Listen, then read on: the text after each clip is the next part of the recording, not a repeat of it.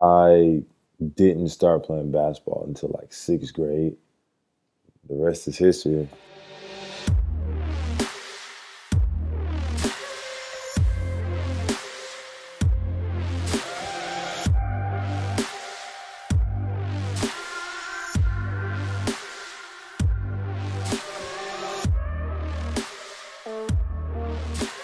750 South 17th Street. I'll never forget the address, but it was uh, it was really touching because I had to move away, and I remember not wanting to go away from New Jersey because that was home. That's what I thought was home until I got to North Carolina, and it was a switch, just woods.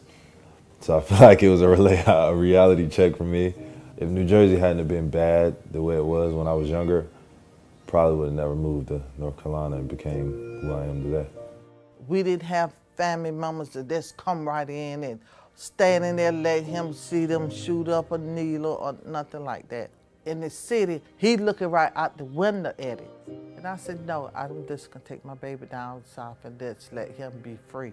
Let him run and enjoy his life while he's young. Once my mom explained it good enough, I could understand to not do it.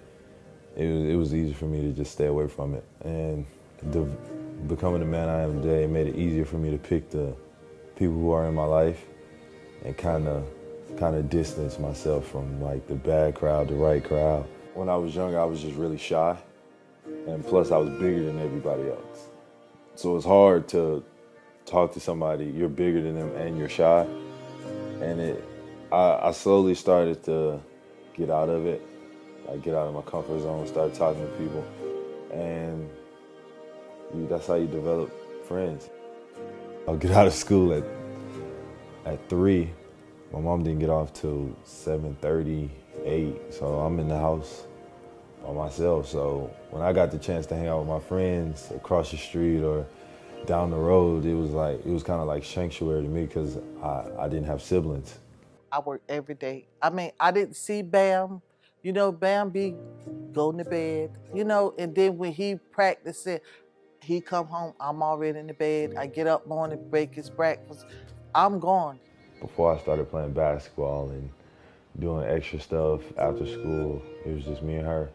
Sit down, talk about school. After that, just unwind and just really just love one another. And I feel like that's why our bond is like it is today. My mom used to play a little bit. That's why we're 13. I know a lot of people don't have a great bond with their parents just because the parents are always at work or, they got some other dilemma going on. My mom came from work and she wanted to spend time with me.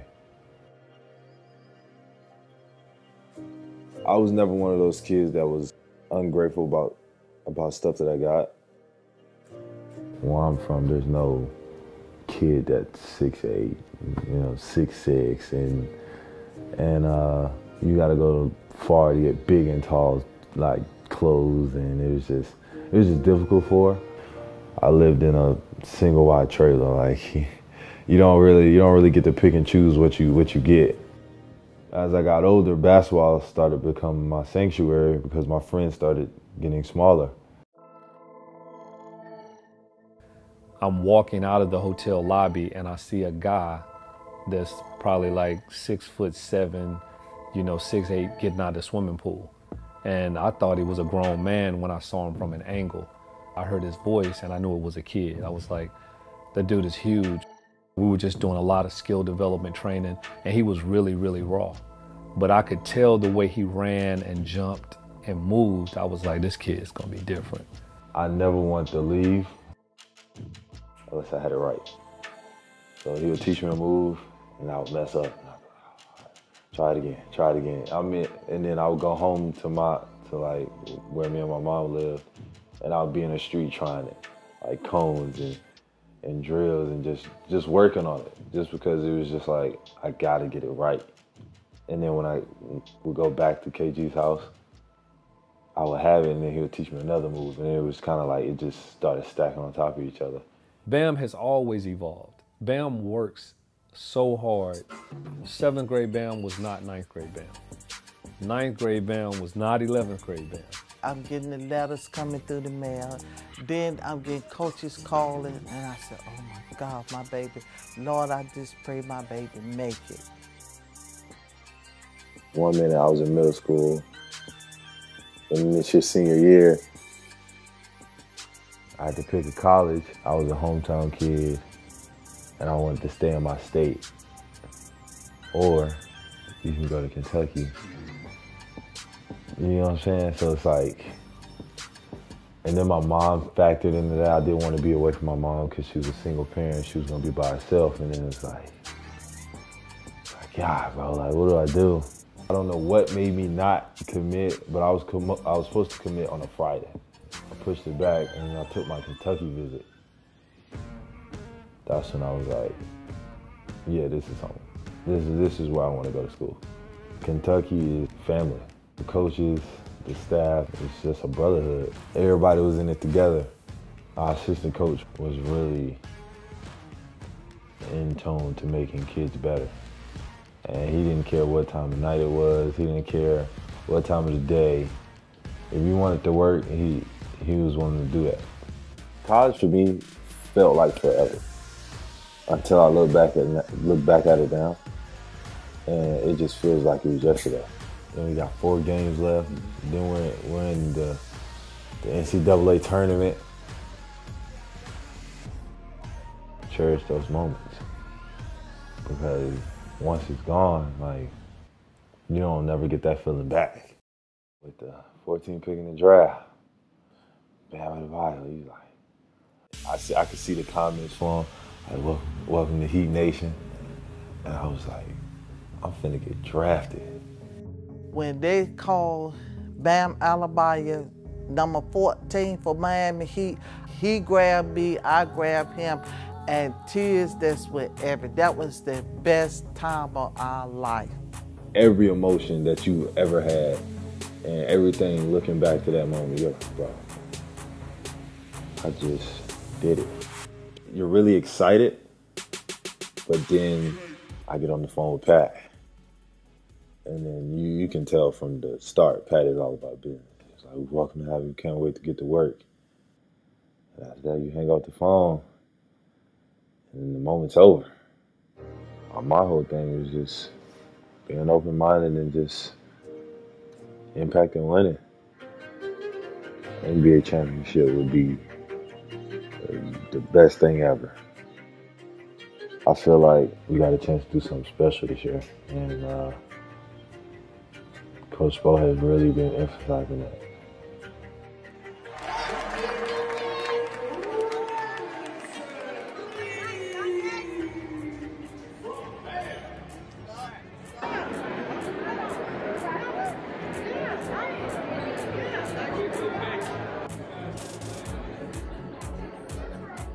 We got something we do called racking that we do randomly, probably every 2 weeks. It's called RAK, rack, random acts of kindness.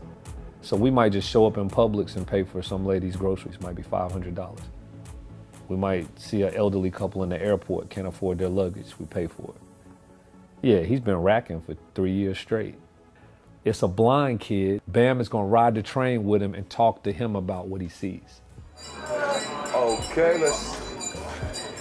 All right, Hello, welcome aboard. How you doing? How you doing? Now we can give back to these families now that we know, okay, how they feel. We try to encourage them to try to be strong. We didn't know because we had to struggle for hours. See, now we trying to make sure that these people don't go through the same thing that me and him went through. And that's why we trying to give back to single parents and let them know where we come from. We come from the bottom and work to the top. I just wanted to impact people who had single parents. That's how it started. I wanted to help everybody once I got up and running. Bam, they're doing a check giveaway and they want you to help raise money for juvenile diabetes out in Coral Gables. We did a huge back to school drive here.